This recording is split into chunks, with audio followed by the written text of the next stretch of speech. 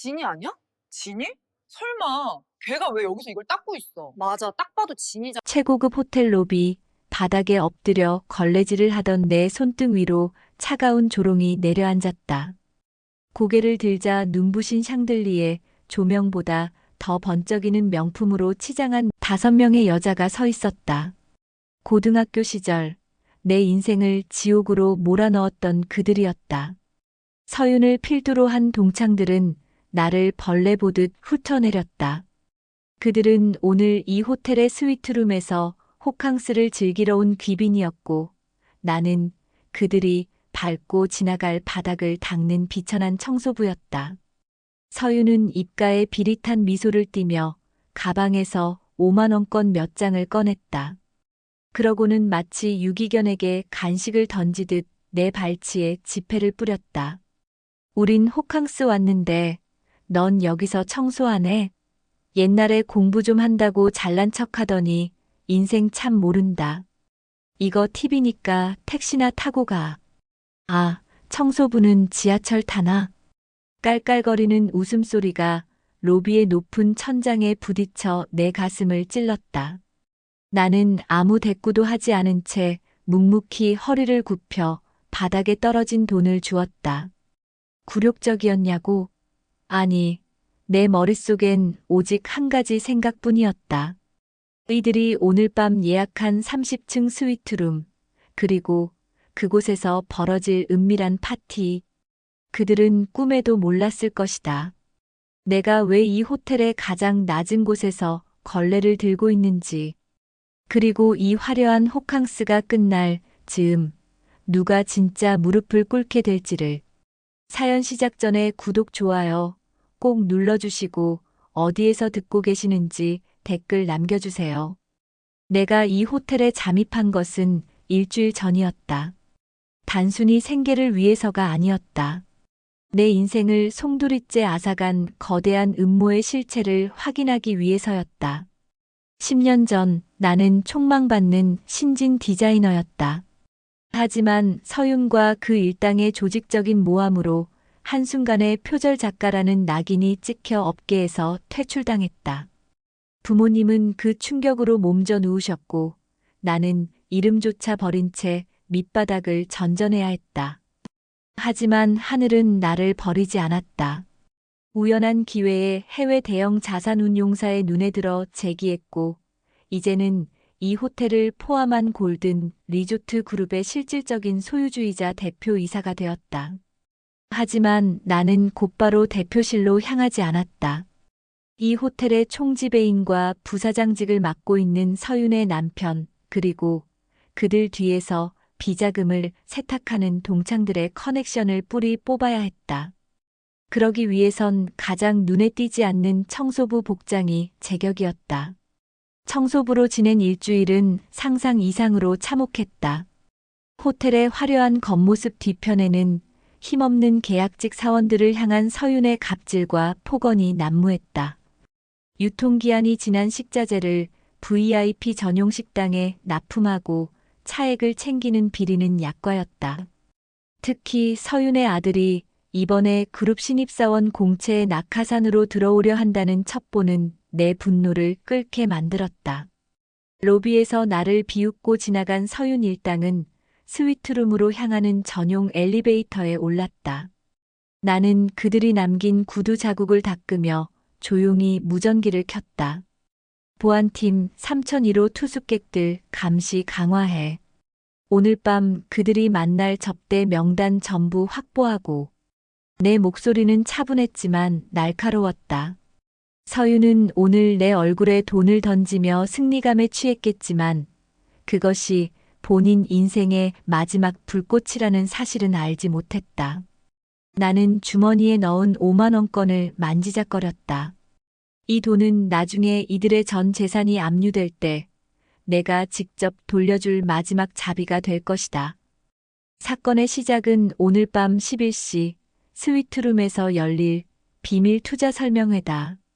서윤의 남편과 동창들이 공모해 회사 공금을 사적으로 굴리려는 결정적 증거가 그곳에서 나올 예정이다.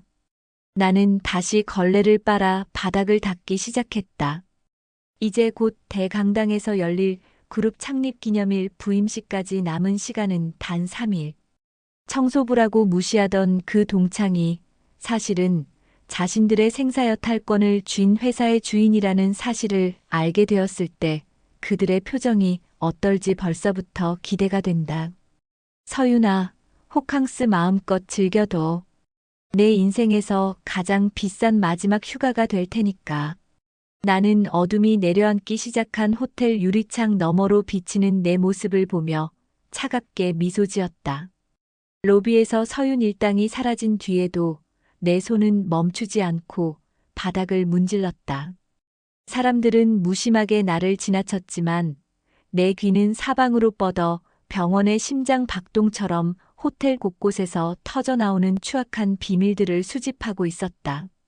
내가 왜 굳이 이 힘든 청소부 일을 자처했는지 묻는다면 그것은 10년 전 그날의 기억 때문이었다.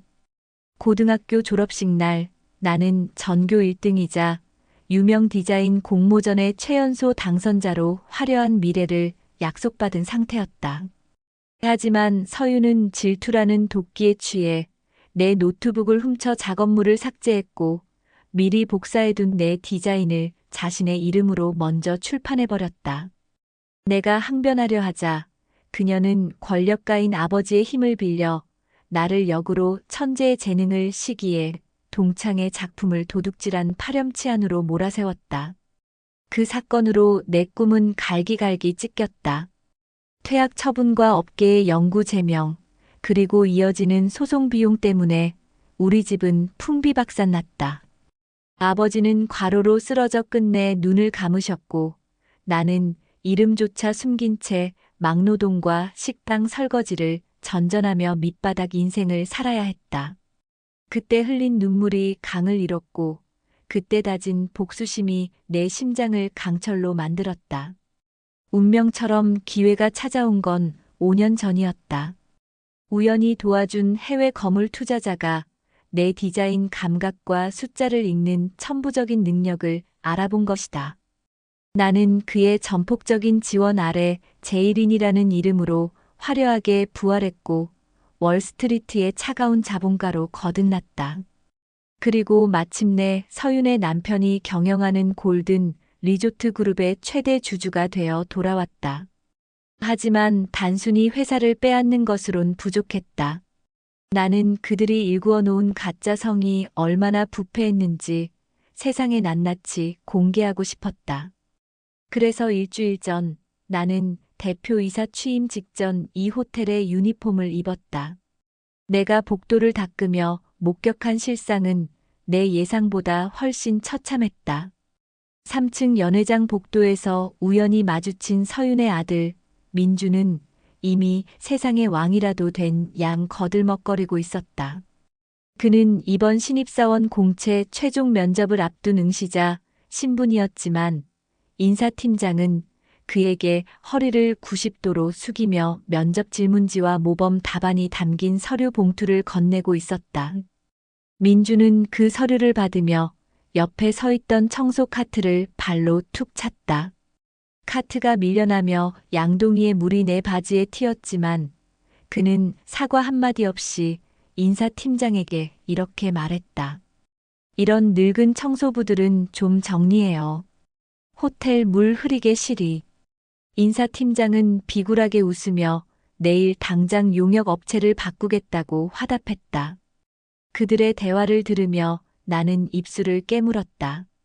실력 있는 인재들의 자리를 가로채고 성실히 일하는 노동자들을 소모품 취급하는 그들의 리더십. 이것이 서윤이 그토록 자랑스러워하던 가문의 실체였다. 나는 민준이 바닥에 뱉고 간 껌을 닦아내며 조용히 스마트폰의 녹음기를 껐다. 이미 그의 부정 입사 증거는 내 손안에 있었다. 오후가 되자 스카이라운지 청소 업무가 배정됐다. 그곳은 서윤과 그녀의 동창들이 호캉스의 꽃이라 불리는 애프터눈 티를 즐기는 장소였다. 나는 모자를 깊게 눌러쓰고 그들의 테이블 근처 유리창을 닦기 시작했다. 야, 아까 로비에서 본 진이 말이야. 걔 진짜 불쌍하지 않니? 고등학교 때 그렇게 독하게 공부하더니 결국 우리 집 구두 닦아주는 인생이 됐잖아. 서윤의 목소리에 동창들이 맞장구를 치며 깔깔거렸다. 그러게, 역시 사람은 줄을 잘 서야 해. 서윤이 너 아니었으면 걔가 언제 이런 최고급 호텔 바닥을 만져보겠어? 그것도 영광이지. 그들은 나를 살아있는 인간이 아닌 자신들의 우월함을 돋보이게 해주는 소품쯤으로 여기고 있었다. 서윤은 우아하게 차를 마시며 덧붙였다. 내일 모레 우리 신임 대표 이사 취임식 있잖아. 그때 그 청소부 진이도 대강당 청소하러 오라고 해. 내 아들 민준이가 신입사원 대표로 선서할 텐데 옛 동창이 밑바닥에서 지켜봐주면 얼마나 감격스럽겠어. 나는 유리창을 닦는 손에 힘을 주었다. 내일 모레 대강당. 그곳에서 서윤이 보게 될 것은 신입사원 아들의 영광이 아니라 자신이 그토록 멸시하던 청소부가 자신의 생명줄을 끊어버리는 서슬퍼런 칼날이 될 것이다. 그들의 대화가 깊어질수록 내 안의 궁금증은 확신으로 변해갔다. 서윤의 남편이 비자금을 조성해 해외로 빼돌리려는 계획, 그리고 그 비자금의 돈 세탁을 도와주는 동창들의 명단까지. 나는 이제 모든 준비를 마쳤다. 저녁 노을이 호텔 창가를 붉게 물들였다. 마치 앞으로 벌어질 피해 숙청을 예고하는 것처럼. 나는 주머니 속 무전기를 만지며 차갑게 읊조렸다.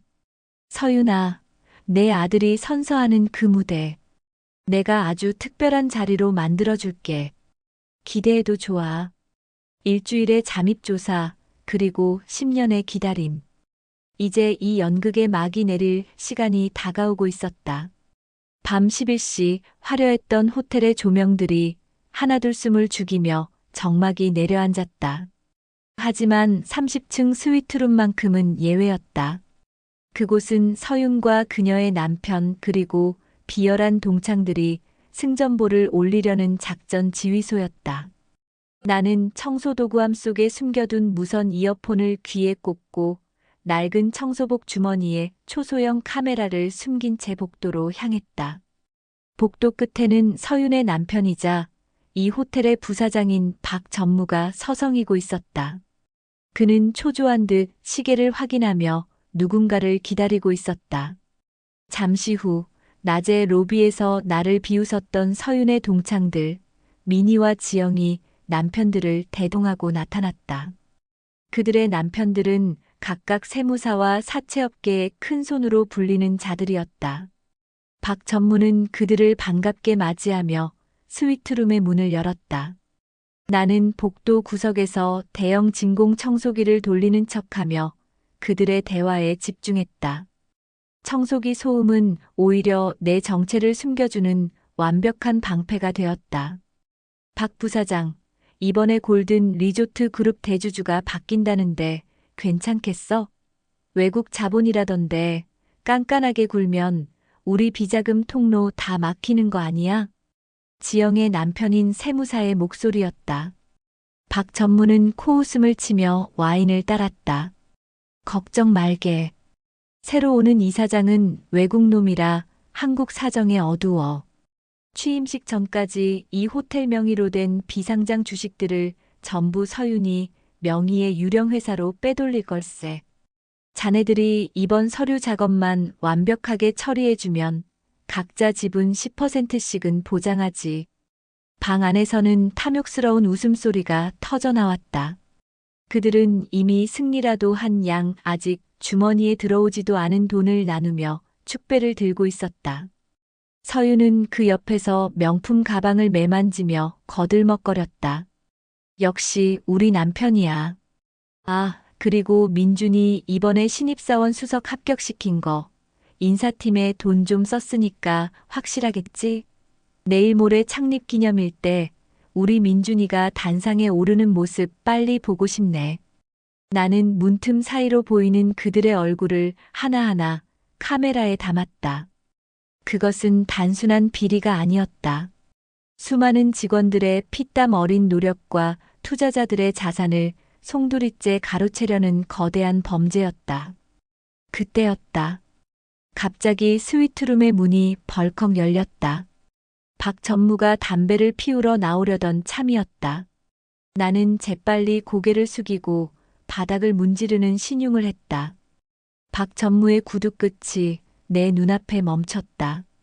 이 아줌마는 이 늦은 시간에 왜 여기서 얼쩡거려? 저기요, 청소는 낮에 다 끝냈어야지. 당장 꺼져. 그는 내 어깨를 거칠게 밀치며 바닥에 침을 뱉었다. 나는 아무 말 없이 엎드린 채 그의 모욕을 받아냈다. 서윤이 문 안쪽에서 고개를 내밀며 비아냥거렸다. 어머, 여보. 아까 로비에서 말한 내 동창 진이야. 얜 밤낮 없이 일해야 겨우 입에 풀칠하거든. 그냥 둬. 우리 방 청소나 시키게. 박 전무는 비릿하게 웃으며 내 머리 위로 담배 연기를 내뿜었다. 그래.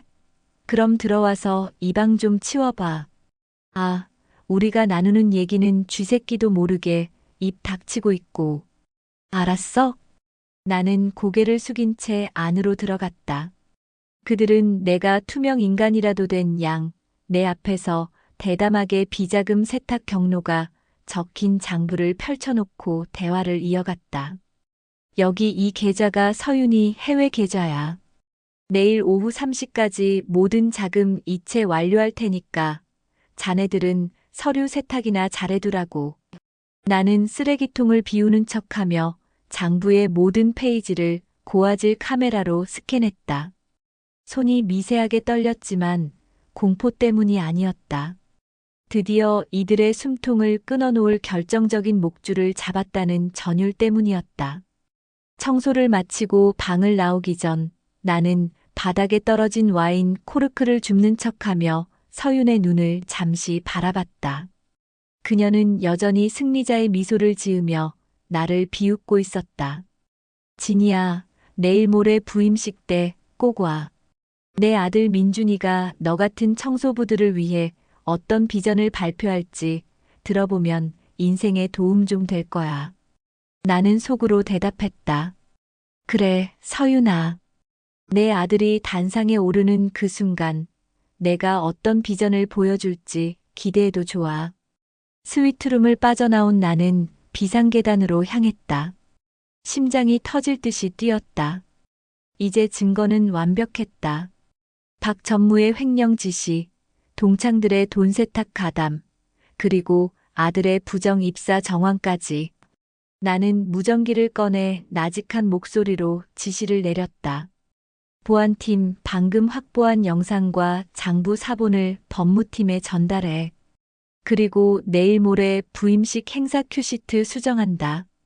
신입사원 선서 직후에 특별 영상 송출하도록 세팅해.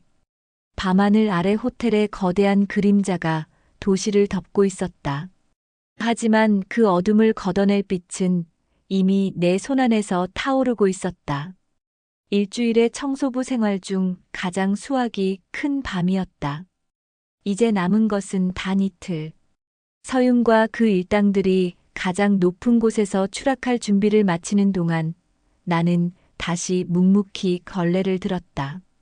마지막 날까지 완벽한 청소부가 되어야 했으니까. 이 호텔에 남은 마지막 쓰레기들을 치우기 위해서 말이다. 부임식을 단 하루 앞둔 오전, 호텔은 창립 기념일 준비로 흡사 전쟁터 같았다. 나는 여느 때와 다름없이 회색 작업복을 입고 연회장 복도를 닦고 있었다. 그때 구두 굽소리가 날카롭게 복도를 울리더니 서윤이 내 앞을 막아섰다. 그녀의 손에는 오물이 잔뜩 묻은 명품 구두 한 켤레가 들려 있었다. 서윤은 대답도 듣지 않고 그 구두를 내 가슴팍에 던졌다. 야, 진이야. 이거 내일 우리 민준이가 신입사원 선서 때 신을 구두거든. 근데 아침에 커피를 좀 쏟았네. 내 전공이 디자인이었잖아. 내 손재주 살려서 새 것처럼 닦아놔. 내일 단상에서 광이 나야 하니까. 나는 바닥에 떨어진 구두를 집어들었다. 가슴 속에서 뜨거운 것이 울컥 치밀었지만 차분하게 숨을 골랐다. 내가 침묵하자 서유는 내 턱을 손가락으로 까딱 들어올리며 비아냥거렸다. 왜 억울해? 억울하면 너도 나처럼 잘 살지 그랬니? 고등학교 때 내가 내 디자인 훔쳤다고 울고불고 할 때부터 알아봤어. 넌 평생 남의 뒤처리나 할 팔자라는 거. 그녀의 독설은 10년 전 그날의 기억을 날카롭게 핥히었다. 서윤이 내 디자인을 훔쳤던 그날, 나는 학교 옥상에서 그녀를 붙잡고 빌었다. 제발 돌려달라고, 이건 우리 부모님의 마지막 희망이라고. 하지만 서윤은 비웃으며 내 뺨을 내리쳤다. 그녀의 아버지는 지역 요직에 있는 권력자였고, 내 아버지는 작은 세탁소를 운영하는 평범한 소시민이었다. 서윤은 오히려 내가 자신의 작품을 훔쳤다며 언론에 제보했고, 전교 1등의 추악한 두 얼굴이라는 자극적인 기사가 쏟아졌다. 세탁소 앞에는 기자들이 진을 쳤고, 아버지는 사과하라는 사람들의 등살에 밀려 길거리에서 무릎을 꿇어야 했다. 아버지는 끝까지 나를 믿으셨지만 딸의 명예를 회복하기 위해 백방으로 뛰시던 중 과로와 스트레스로 도로 위에서 쓰러지셨다. 수술비조차 없던 우리 가족에게 서윤이 보낸 것은 위로가 아닌 고소장이었다. 아버지는 병실에서 내 손을 잡은 채 미안하다. 못난 아비라 지켜주지 못해서. 라는 유언을 남기고 눈을 감으셨다. 어머니는 그 충격으로 정신을 놓으셨고 나는 상복을 입을 겨를도 없이 빚쟁이들에게 쫓겨 야반도주를 해야 했다. 그 비극의 시작점에 있던 서윤이 지금 내 앞에서 아들의 성공을 운운하며 내 부모님을 다시 모욕하고 있었다. 내일 오전 10시까지야. 대강당 구석에서 이거 닫고 있어. 민준이가 선서 마치고 내려오면 내가 직접 신겨주든가. 그게 옛 친구에 대한 예우 아니겠어? 서유는 깔깔거리며 멀어졌다. 나는 그녀의 뒷모습을 보며 주머니 속에 휴대폰을 꺼냈다. 화면에는 법무팀에서 보내온 메시지가 떠 있었다. 부사장 박전무 및 관련자들의 비자금 횡령 및 업무방해 혐의 고소장 접수 완료. 내일 오전 10시 30분 체포영장 집행 예정. 나는 서윤이 던져준 구두를 손에 꽉 쥐었다. 그래, 닦아주마. 아주 반짝반짝하게. 내 아들이 수사관들에게 끌려갈 때 가장 눈에 띄게 말이다. 나는 곧장 호텔 지하에 있는 보안실로 향했다. 그곳에는 내가 미리 매수해둔 서윤에게 오랫동안 갑질을 당해온 보안팀 직원이 기다리고 있었다. 이사님 요청하신 대로 대강당 메인 스크린 송출 시스템에 접근 권한 확보했습니다. 내일 신입사원 축하 영상이 나올 타이밍에 스위트룸 녹취록과 비자금 장부 스캔본이 자동 재생될 겁니다. 나는 고개를 끄덕였다. 좋아. 그리고 한 가지 더. 창립기념일 행사에 초청된 외부 기자들 명단 확인해. 경제부뿐만 아니라 사회부 기자들도 최대한 많이 오게 유도하고. 준비는 끝났다. 서윤은 내일 자신의 아들이 인생의 황금기에 접어드는 것을 보게 될 것이라 믿겠지만 사실 그날은 그녀가 쌓아온 가짜 인생이 전 국민 앞에서 발가벗겨지는 날이 될 것이다. 나는 다시 복도로 나와 걸레를 들었다. 내일이면 이 청소복도 마지막이다. 10년 전 우리 아버지가 길바닥에서 무릎 꿇으며 흘렸던 그 피눈물을 내일은 서윤과 그녀의 남편 그리고 그 아들이 똑같이 흘리게 해줄 것이다. 밤이 깊어갈수록 호텔의 공기는 차갑게 식어갔다. 나는 강당 구석에 앉아 서윤의 아들이 신을 구두를 닦기 시작했다. 구두약의 매캐한 냄새가 코끝을 찔렀지만 내 입가에는 서늘한 미소가 번졌다. 서윤아, 내일 봐. 내가 내 인생을 아주 깨끗하게 청소해 줄 테니까. 드디어 골든 리조트 그룹 창립 기념일이자 신임 대표 이사 취임식 날이 밝았다. 호텔 대강당은 이른 아침부터 수백 명의 임직원과 취재진으로 발 디딜 틈이 없었다.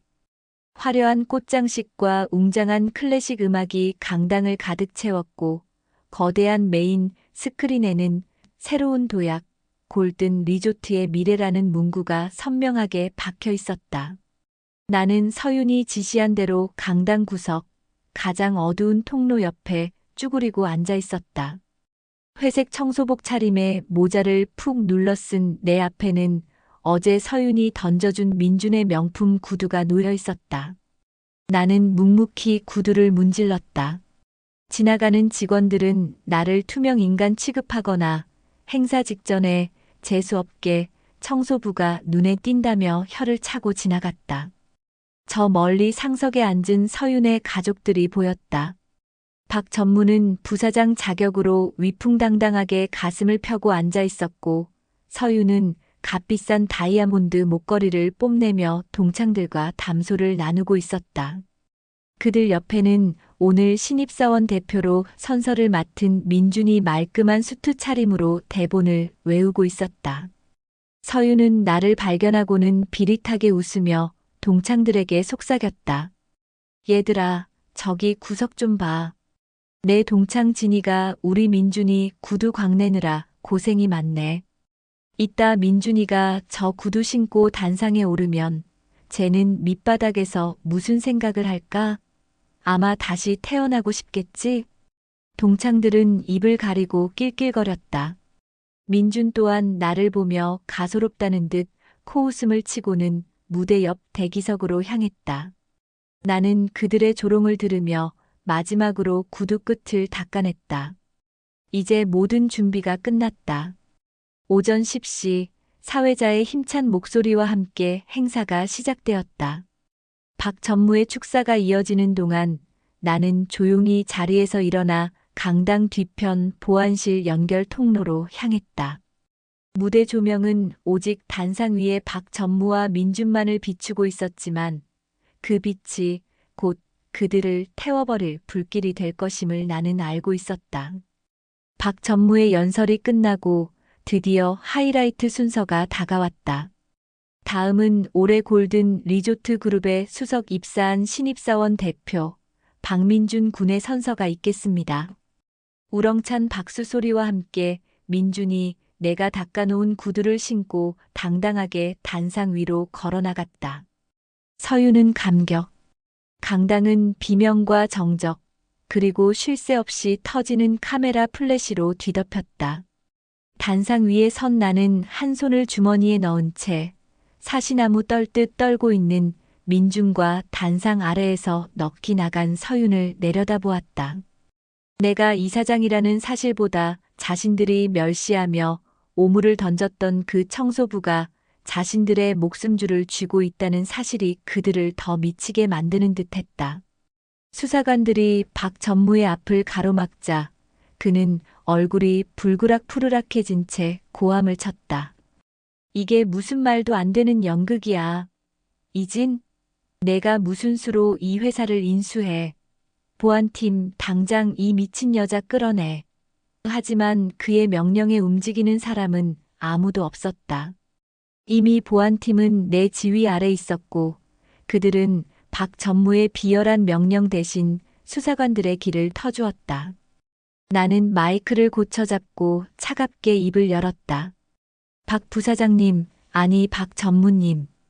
당신이 비자금을 빼돌려 유령회사를 세우는 동안 나는 그 유령회사의 자본주를 끊고 당신의 지분을 야금야금 사들였습니다. 당신이 호화로운 스위트룸에서 축배를 들 때 나는 당신 발밑에서 당신의 몰락을 기록하고 있었죠.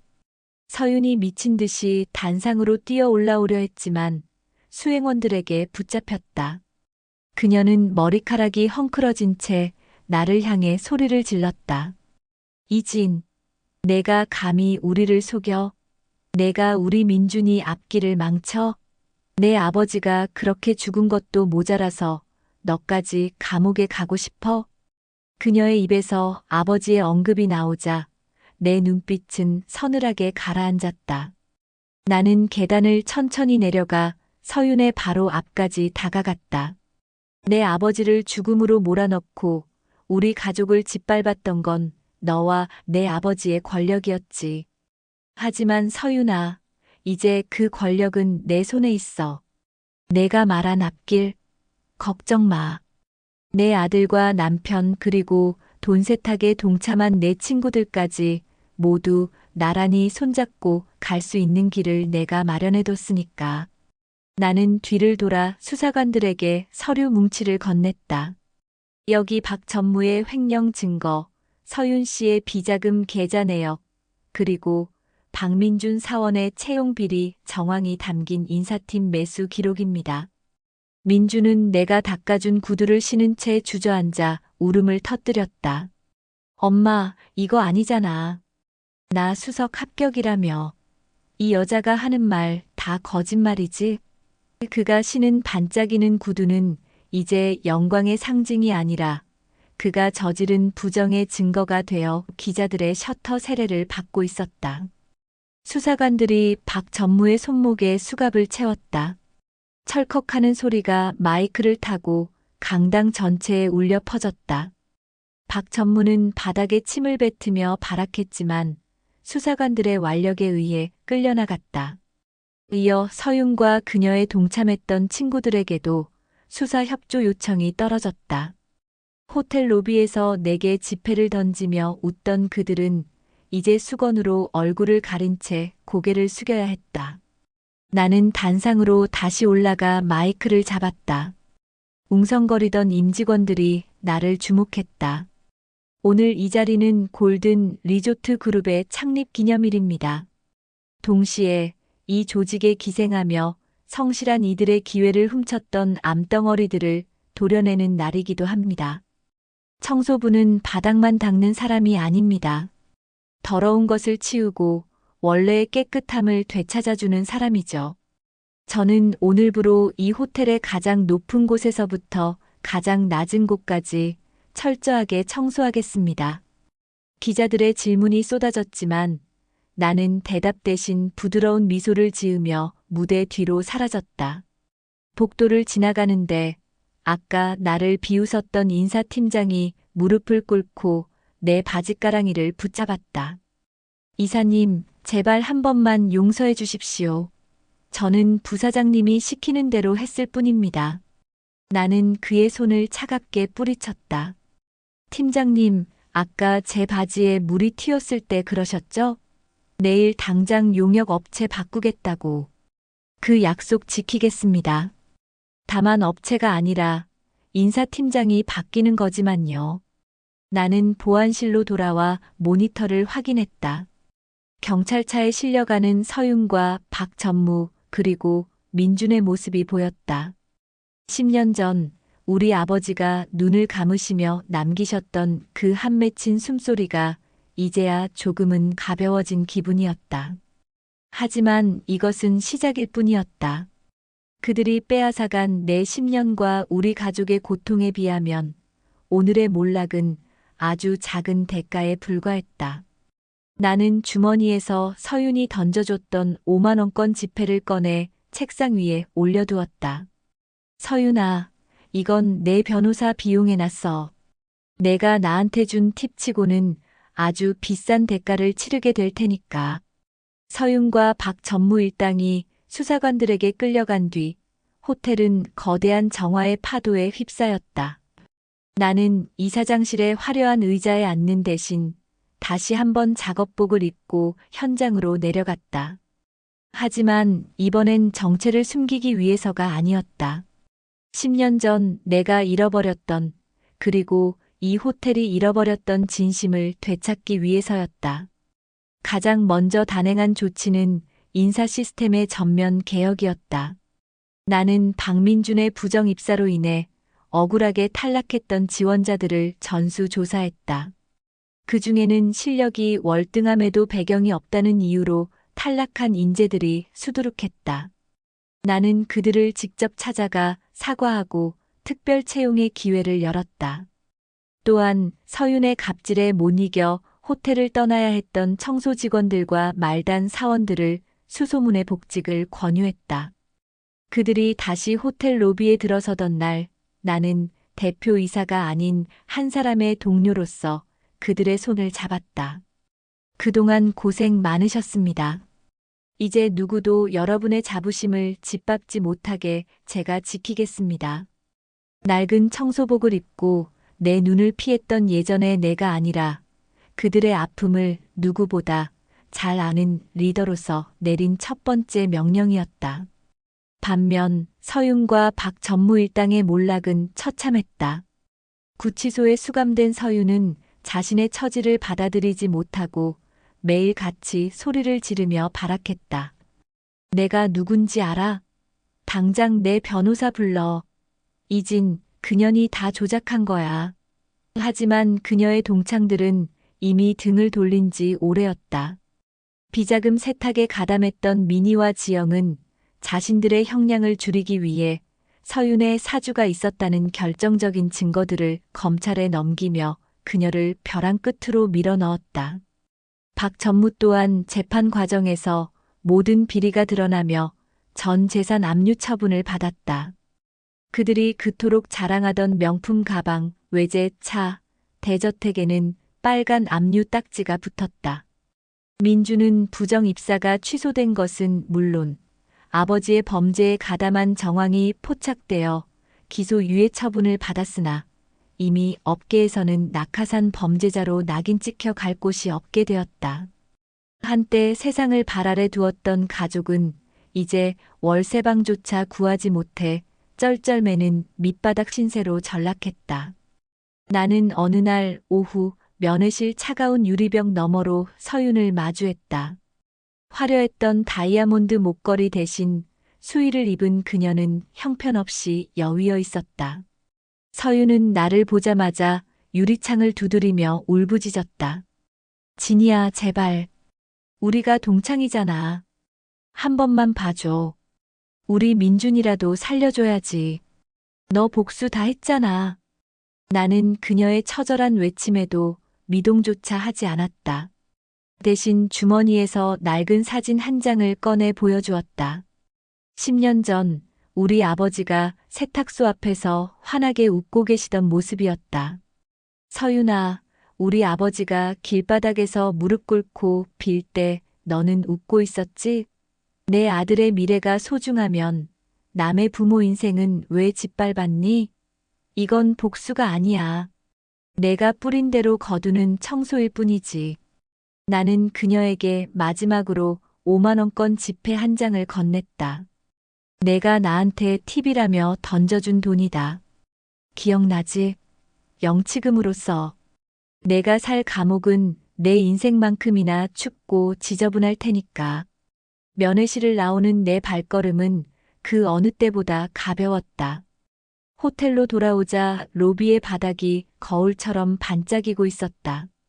예전처럼 억지로 닦인 바닥이 아니라 직원들이 즐겁게 일하며 정성으로 가꾼 빛이었다. 나는 로비 한복판에서 걸레를 들고 있는 신입사원을 발견했다. 부정 입사자 때문에 탈락했다가 이번에 다시 채용된 청년이었다. 그는 나를 보며 밝게 인사했다. 대표님, 오늘 바닥 상태 최고입니다. 나는 미소 지으며 그의 어깨를 두드렸다. 고마워요. 하지만 너무 무리하지 마세요.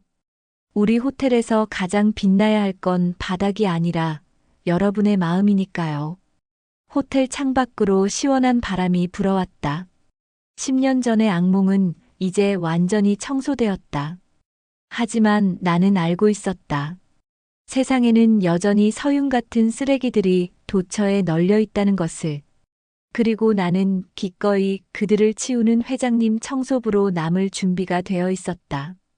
서윤의 집안이 몰락하고 한 달이 지났을 무렵 호텔 정문 앞에 누군가 주저앉아 있다는 보고가 올라왔다. 집무실 모니터를 확인하니 초췌하기 짝이 없는 민준이 보안 요원들에게 끌려나가지 않으려 발버둥을 치고 있었다. 한때 내가 닦아주었던 그 명품 구두는 어디로 갔는지, 뒤축이 다 떨어진 운동화를 신은 그는 예전에 거만함은커녕 길거리의 노숙자와 다름없는 몰골이었다. 나는 비서에 만류를 뿌리치고 로비로 내려갔다. 나를 발견한 민주는 마치 구세주라도 본 듯 바닥을 기어와 내 구두 발등을 붙잡았다. 이사장님, 제발 한 번만 살려주세요. 저희 엄마는 감옥에서 제정신이 아니고 아빠는 재산 다 뺏기고 연락도 안 돼요. 저 밥 먹을 돈도 없어요. 여기서 청소라도 하게 해주세요. 예전에 제가 했던 말들 다 취소할게요. 잘못했습니다. 로비에 있던 직원들과 투숙객들이 그 광경을 차갑게 지켜보았다. 한 달 전 그가 이곳에서 신입사원 대표로 선서하며 나를 벌레 보듯 했던 사실을 모르는 이는 없었다. 나는 내 발등을 붙잡은 그의 손을 물끄러미 내려다보다가 천천히 입을 열었다. 민준 씨, 내가 예전에 청소부일 때 당신이 그랬죠? 늙은 청소부들은 물 흐리니까 정리하라고. 본인이 뱉은 말이 본인의 목을 조르는 기분이 어때요? 민주는 눈물을 쏟으며 머리를 바닥에 찧었다. 그땐 제가 미쳤었습니다. 제발 굶어 죽게 생겼어요. 나는 차갑게 미소 지으며 주머니에서 동전 몇 개를 꺼내 그의 앞에 던졌다. 이걸로 컵라면이라도 사 먹어요. 당신 같은 사람에게 일자리를 주는 건 이 호텔에서 정직하게 땀 흘리는 분들에 대한 모독입니다. 당신은 청소부의 가치를 모를 뿐더러 바닥을 닦을 자격조차 없어요. 진짜 청소는 더러운 것을 치우는 건데 당신 자체가 지금 이 호텔의 가장 큰 오물이니까요. 나는 보안 요원들에게 턱짓했고 민주는 비명을 지르며 질질 끌려나갔다. 그가 나간 자리에 남은 눈물 자국을 보며 나는 다시 한번 깨달았다. 권력 위에 세운 성은 모래와 같아서 진실의 파도 한 번에 이토록 비참하게 무너진다는 것을. 민준을 내보낸 뒤 나는 곧장 강당으로 향했다. 그곳에선 이석 장학재단의 설립 행사가 열리고 있었다. 이석, 바로 10년 전 억울하게 눈을 감으신 내 아버지의 이름이었다. 재단 설립의 목적은 명확했다. 돈과 권력이 없어 재능을 포기해야 하는 디자이너 지망생들을 후원하고 서윤 같은 자들에게 작품을 도취당한 피해자들에게 법적 대응을 지원하는 것이었다. 나는 단상에 올라 아버지의 영정사진 대신 아버지가 생전에 가장 아끼시던 낡은 다림질 가위가 놓인 전시대 앞에 섰다. 저희 아버지는 평생 남의 옷에 묻은 얼룩을 지우며 사셨습니다.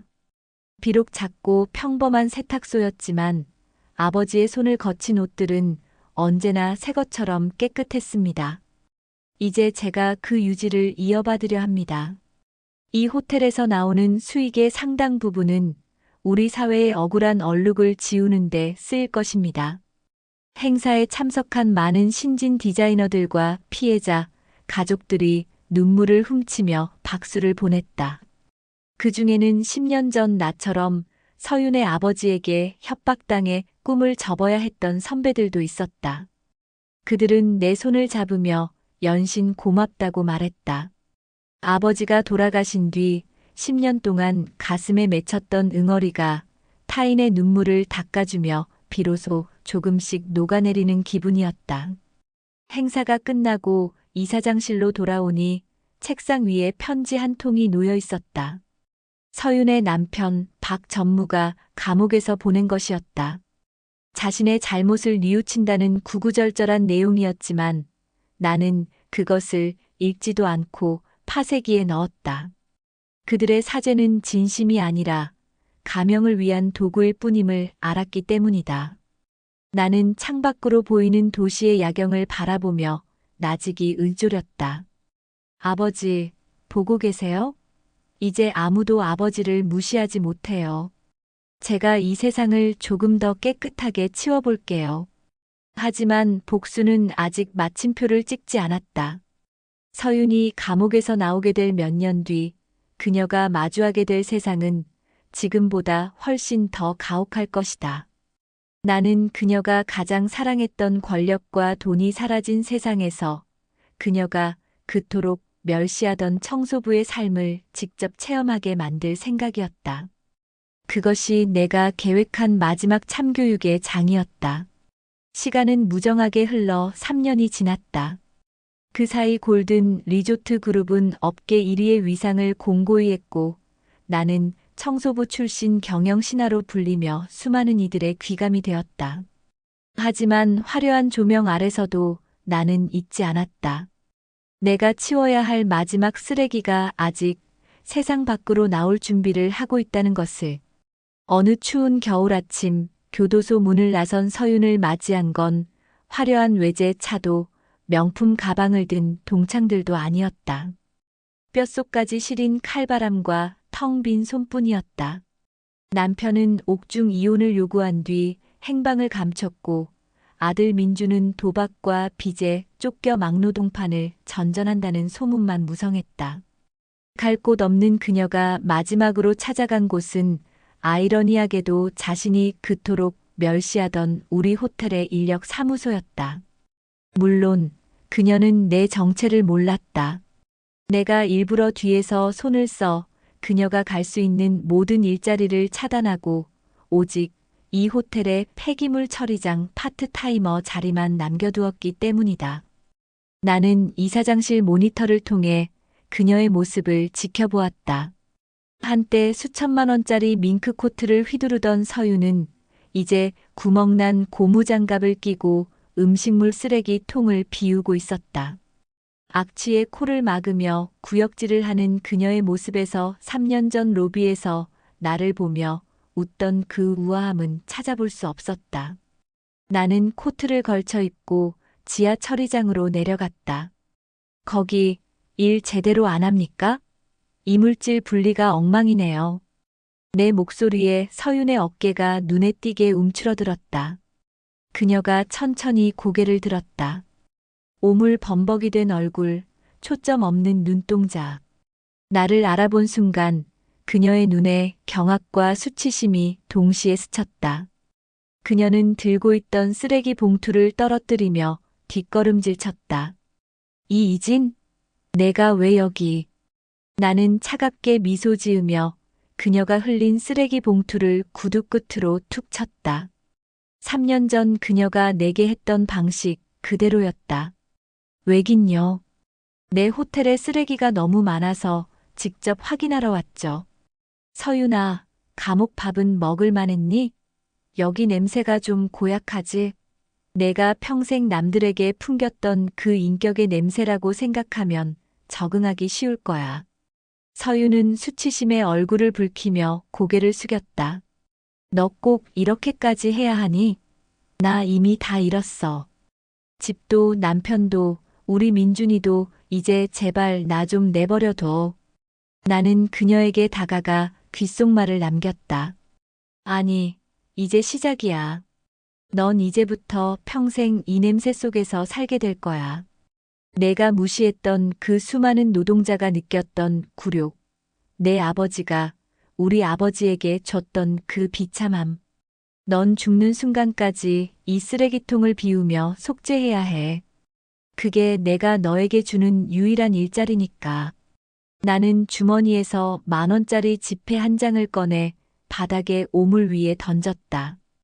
이건 팁이야. 퇴근할 때 컵라면이라도 사 먹어. 아, 참. 내 아들 민준이 소식 궁금하지? 방금 보고받았는데 우리 재단 청소 용역 업체 일용직으로 지원했다더라. 모자가 대를 이어 우리 집 바닥을 닦게 됐으니 참 눈물겨운 효도네. 서윤은 비명을 지르며 바닥에 주저앉아 통곡했다. 하지만 로비의 화려한 음악 소리에 묻혀 그녀의 울음소리는 지하 주차장 너머로 사라질 뿐이었다. 나는 뒤도 돌아보지 않고 엘리베이터에 올랐다. 숫자가 올라갈수록 지하의 악취는 사라지고 상쾌한 공기가 나를 반겼다. 1인칭 시점으로 지켜본 복수의 끝은 허망하지 않았다. 오히려 아주 정갈하게 청소된 방을 보는 것처럼 개운했다. 이제 마지막 10단계만이 남았다. 내가 이 모든 것을 가능하게 했던 진짜 이유, 그리고 우리 아버지가 그토록 보고 싶어 하셨던 정의의 완성을 선포할 시간이었다. 골든 리조트 그룹의 창립 기념일 2주년이자 내가 이 자리에 오른 지 2년이 되는 날이 왔다. 호텔 대강당은 2년 전 그 아수라장과는 비교도 할 수 없을 만큼 경건하고 장엄한 분위기로 가득 찼다. 전 세계 주요 언론사 기자들과 경제계 인사들이 모인 가운데 나는 다시 한번 단상 위에 올랐다. 이번에는 청소복도 화려한 보석도 아닌 가장 단정하고 정갈한 화이트 수트 차림이었다. 나는 마이크 앞에 서서 잠시 침묵했다. 그리고 강당 뒷벽에 걸린 커다란 액자를 바라보았다. 그곳에는 화려한 로고 대신 가장 낮은 곳에서 가장 정직하게라는 문구가 새겨져 있었다. 2년 전 이 자리에서 저는 이 호텔의 쓰레기들을 치우겠다고 약속했습니다. 그리고 오늘 저는 그 약속의 마지막 단계를 보고하려 합니다. 나는 스크린을 통해 지난 2년간의 변화를 보여주었다. 박 전무와 서윤이 빼돌렸던 비자금 전액은 환수되어 이석재단을 통해 전국 보육원 퇴소 청소년들의 자립 정착금으로 쓰였다. 또한 골든 리조트 그룹은 주주들만의 회사가 아닌 직원들이 지분을 나누어 갖는 사회적 협동 기업으로의 전환을 마쳤다. 우리는 이제 더 이상 누군가의 굴림을 위한 성이 아닙니다. 이곳은 성실히 땀 흘리는 모든 이들이 주인인 공간입니다. 또한 오늘부로 저는 대표 이사직을 내려놓고 재단 이사장으로서 현장의 목소리를 듣는 고문 역할에 충실하겠습니다. 객석에서는 믿기지 않는다는 듯 술렁임과 함께 우레와 같은 박수가 터져나왔다. 권력을 쥐기 위해 수단과 방법을 가리지 않던 전임자들과 달리 모든 것을 내려놓고 나눔을 선택한 나의 결정에 전 세계가 주목했다. 같은 시각 호텔 지하 직원용 식당의 TV 화면을 통해 이 장면을 지켜보던 한 여자가 있었다. 바로 서윤이었다. 그녀는 이제 서윤이라는 이름 대신 지하 3번 청소원으로 불리고 있었다. 그녀는 화면 속에서 빛나는 나의 모습을 보며 손에 쥔 낡은 수건을 바들바들 떨었다. 그녀 옆에는 쓰레기 수거함 옆에서 멍하니 서 있는 민준이 있었다. 그는 이제 도박 빚에 쫓겨 눈도 제대로 뜨지 못한 채 어머니가 치우는 쓰레기를 옮기는 일로 하루하루 연명하고 있었다. TV 속 내가 정의는 누군가의 희생 위에 세워지는 것이 아니라 잘못을 바로잡는 용기에서 시작됩니다라고 말하자 서윤은 결국 참지 못하고 TV를 향해 음식물 찌꺼기가 묻은 걸레를 던졌다. 하지만 그 걸레는 화면에 닿기도 전에 바닥으로 추락했다. 그녀가 내뱉는 욕설은 아무에게도 들리지 않았고 지나가는 신입사원들은 그녀를 보며 혀를 찼다. 저 아줌마 또 저러네. 일하기 싫으면 나가던가. 서윤은 그제야 깨달았다. 자신이 죽을 때까지 이 호텔의 가장 어두운 곳에서 내가 만든 정의의 빛을 올려다보며 비참하게 살아가야 한다는 사실을. 그것이 내가 설계한 가장 완벽하고 영원한 감옥이었다. 부임식을 마치고 나는 혼자 호텔 옥상 정원에 올랐다. 도시의 소음이 아스라이 들려오는 그곳에서 나는 품속에 간직했던 아버지의 세탁소 명함을 꺼내 하늘 높이 날려보냈다. 아버지, 이제 정말 다 끝났어요. 아버지가 그토록 지키고 싶어 하셨던 제 이름, 그리고 아버지의 명예 제가 다 되찾아왔어요. 바람에 실려 멀어지는 명함을 보며 나는 처음으로 아이처럼 환하게 웃었다. 10년 전 차가운 빗속에서 시작된 나의 복수극은 이렇게 끝이 났다. 나는 이제 회장님도 복수자도 아닌 그저 내일을 향해 정직하게 걸어가는 이진이라는 한 사람으로 남을 것이다. 나는 옥상을 내려가기 전 마지막으로 로비 바닥을 내려다보았다. 햇살을 받아 반짝이는 그 바닥은 이제 그 누구의 눈물도 오물도 묻어있지 않은 세상에서 가장 깨끗한 거울이었다. 나는 가벼운 발걸음으로 엘리베이터에 올랐다. 문이 닫히는 순간 거울 속에 비친 내 모습은 더 이상 슬프지 않았다. 오늘 제 복수국 시원하셨나요? 우리 주변에 아직 남아있는 추악한 쓰레기들을 모두 치우는 그날까지 제 청소는 멈추지 않습니다. 다음 차례는 누가 될지 궁금하시다면 구독과 좋아요로 응원해주세요.